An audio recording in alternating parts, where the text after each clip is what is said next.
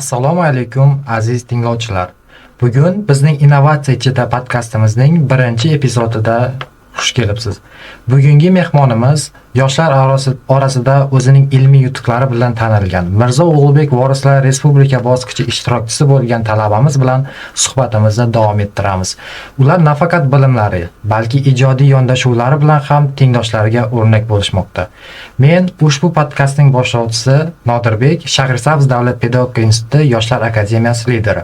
Va bugun biz mehmonimiz bilan birgalikda innovatsiya, ilm va izlanish haqida suhbatlashamiz. Maqsadimiz sizni o'z tengdoshlaringiz muvaffaqiyatli yo'ldan bahramand qilish, sizga yangi g'oyalar, motivatsiya va harakat uchun turtki berishdir. Keling endi mehmonimiz bilan tanishsak. Mehmonimiz Mirzo Ulug'bek Vorislar tanlovining respublika ishtirokchisi Nozima Nuriddinova. Assalomu alaykum. Assalomu alaykum. Taklifingiz uchun rahmat. Avvalo, sizni studiyamizda ko'rib turganimdan juda ham xursandman. Yosh bo'lishingizga qaramay, katta yutuqlarga erishgansiz. Bu nafaqat o'zingizning, balki o'z tengdoshlaringiz uchun ham ilhom manbai hisoblanadi. Keling, suhbatimizni sizning bu yo'ldagi ilk qadamlaringizdan boshlasak. Agar ruxsat bersangiz, sizga birinchi savolni bersam. Albatta. O'zingiz haqingizda qisqacha ma'lumot bersangiz, qaysi yo'nalishda o'qiysiz? Ilmiy tadqiqot mavzularingiz nimalardan iborat?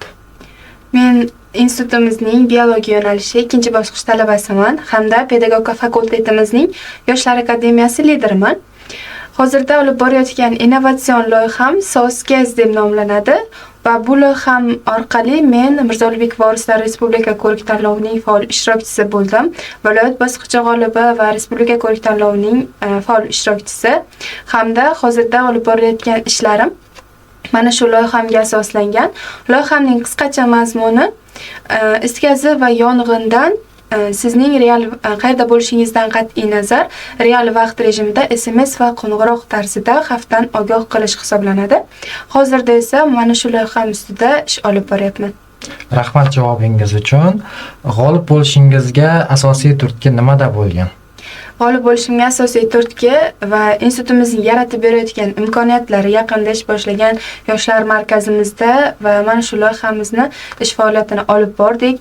Mana shunday natijalarga erishdik va yana bir turtki bo'lgan narsa loyihamni ishlab chiqishda. Loyiham qaysidir ma'noda kimningdir hayotini saqlab qolishi mumkinligi menga turtki bo'ldi. Mana shu turtki orqali men bu maqsaddan chekinmadim. Rahmat.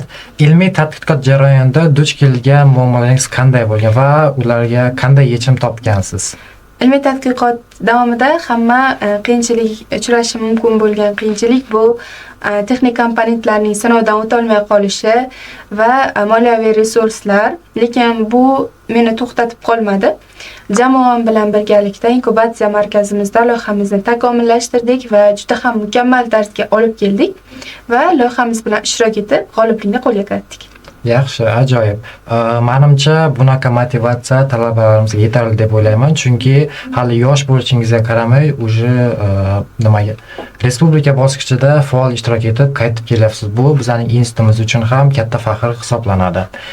Sizningcha bugungi kunda talabalarimizning innovatsion fikrlashi va ilmiy tadqiqotini olib borish uchun institutimizda va respublikamiz bo'yicha qanday sharoitlar yaratilgan deb o'ylaysiz?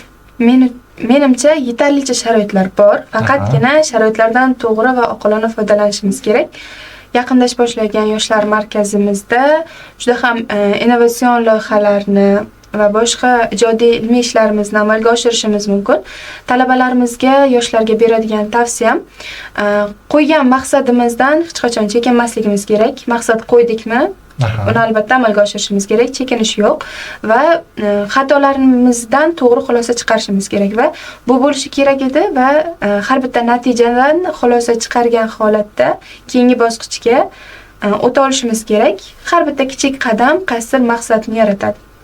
Talabalar mana shu tavsiyalardan va berilgan sharoitlardan o'zining fikrlarini mustaqil holda amalga oshirsa, albatta natijalarga erishadi.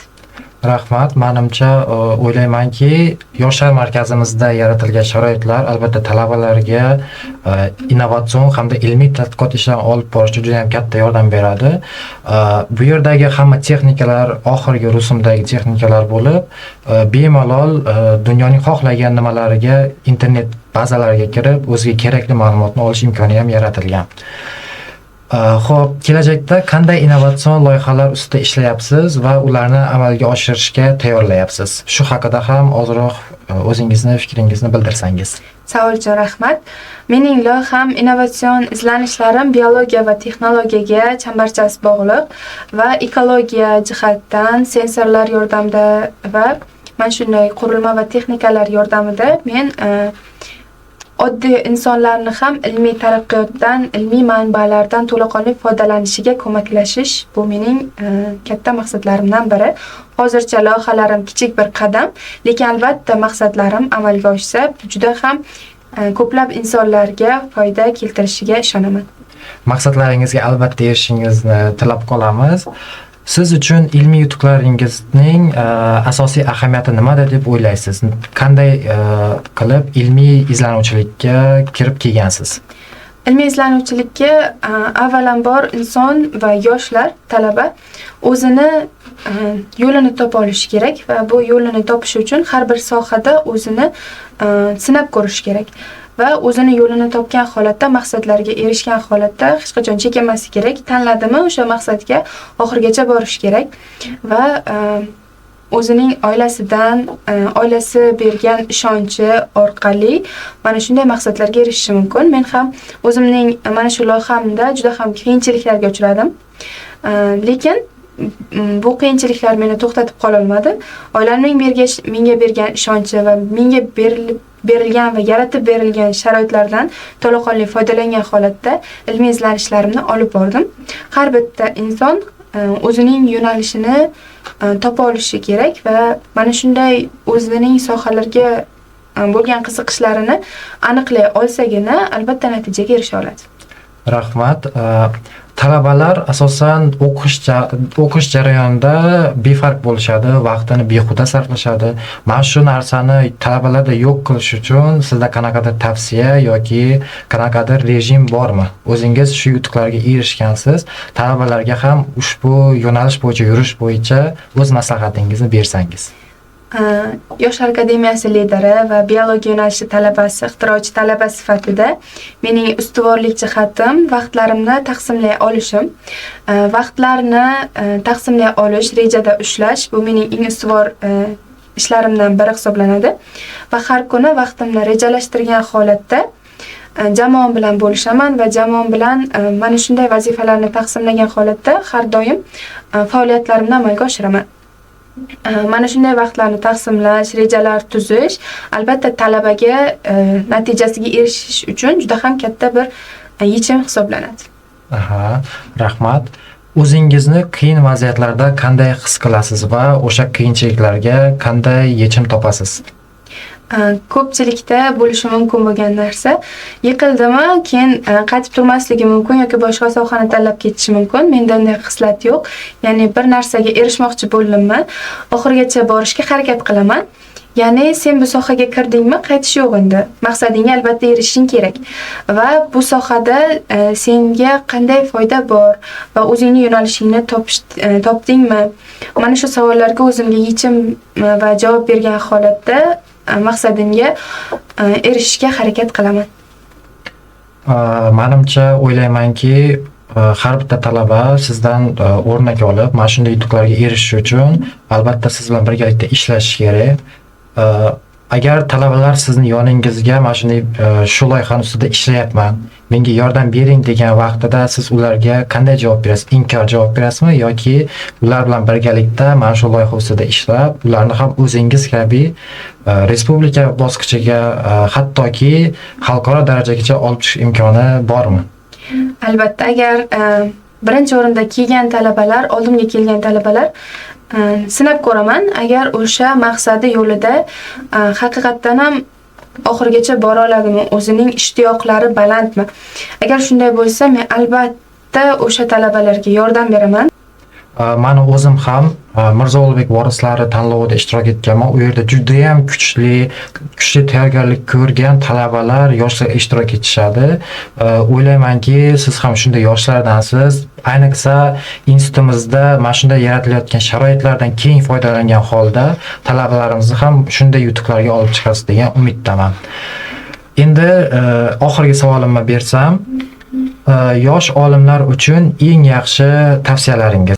Albatta, bu yo'nalishda o'zimning tajribamdan kelib chiqqan holatda har xil sohalarda o'zimni sinab ko'rganman, rivojlanishim uchun va dastlabki sohalarda qiyinchiliklarga uchraganman yoki yo'nalishimni topa olmaganman va hozirda o'zimning yo'nalishim biologiya bo'lishidan qat'iy nazar texnologiya va IT sohasiga juda ham qiziqaman va mana shu sohani o'zimning yo'nalishimga chambarchas bog'lagan holatda yangi loyihalar, yangi innovatsion loyihalarni ishlab chiqyapman va yoshlarga beradigan tavsiyam yuqorida aytib o'tganimdek, o'zining yo'nalishini topish uchun har bir sohada o'zini sinab ko'rish kerak va agar o'sha sohada o'zini kelajagini ko'ra olsa, maqsadiga erishishi mumkinligiga ishonsa, albatta bu sohada yetuk bir kadr bo'lib yetishiga ishonsa, albatta bu sohani oxirigacha borish kerak va ular uchun motivatsiya esa yaqinlarining, ota-onasining unga bo'lgan ishonchi hisoblanadi. Albatta kattalarga ham aytib o'tishim mumkin, agar farzandingizga ishonsangiz, o'zining sohasiga rivojlanishiga ko'maklashsangiz, investitsiya kiritsangiz, siz kutmagan juda ham xursand bo'lishingizga sababchi bo'lgan ishlarni albatta qila oladi. Yoshlarga bermoqchi bo'lgan tavsiyam, zamoningiz o'tdi deyishiga yo'l qo'ymang. Ya'ni siz to'xtab qoldingiz va o'rningizga yana keladi yoki boshqa sohalardan qolib ketmasligingizni tilab qolgan bo'lardim. Rahmat, tilaklar va mana shunday motivatsion gaplar uchun. Bugungi suhbatimiz barchamiz uchun juda foydali bo'ldi deb o'ylayman. Hurmatli tinglovchilar, bizlar suhbatlashgan talaba oddiy talaba emas, balki mehnat, izlanish va ishonch orqali katta yutuqlarga erishayotgan yoshlarning real natijasidir. Shuni unutmang, har bir katta yo'l kichkina qadamlardan boshlanadi. Fikrlaringiz, orzularingiz va harakatlaringiz orqali o'zingizga xos yo'lni o'zingiz yarating. Siz bilan birga bo'lgan mehmonimiz Nozima Nuriddinova hamda Kamina Nodirbek Innovatsiya ichida podkastining 1-sonida bo'ldik. Keyingi sonlarda yana ko'rishguncha sog'-salomat bo'ling. Ilmdan innovatsiyani hech qachon ortga qaytmang.